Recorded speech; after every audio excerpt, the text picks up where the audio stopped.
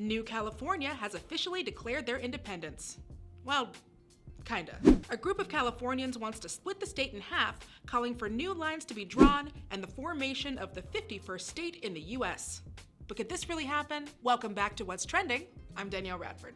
The idea for a new California came in 2016 as an effort from the rural conservative areas to divorce themselves from the traditionally blue state. New California is a new state in development by egregiously aggrieved Californians exercising our constitutional right to form a new state separate from the tyranny and lawlessness of the state of California. Well, they're certainly dramatic enough to be from California. So the proposal is to basically split off the rural areas and form a new state. LA, San Francisco, Sacramento, most of the heavily populated coastal areas would remain as regular California. New California would take San Diego along with basically everything else. Why do you guys get San Diego? You do not get San Diego. They have all the best tacos. Okay, I will fight you. That is my line in the sand, Diego. The group's website lists offices in Fresno, Orange, and Yuba City, which, no offense, but the only thing Fresno is the capital of is meth. New California describes their grievances as such. Okay, no, but seriously. The nature of the state becoming ungovernable has caused a decline in essential basic services such as education, law enforcement, fire protection, transportation, housing, healthcare, taxation, voter rights, banking, state pension systems, prisons, state parks, water resource management, home ownership, infrastructure. Also, can we zoom in on that last paragraph? Yeah, they cite Breitbart. How seriously do you want your movement to be taken when you're citing a website that also believed that Pizzagate was a real thing and used to have a section on black crime? Also, I know this next part is a little nitpicky, but can y'all get your graphic design figured out a little cleaner? Like, this first logo looks like it's advertising a new motel chain. These other ones are a little better, but just pick one. Guys, stick with it. Sorry, I know, this is a tangent. Just one more thing.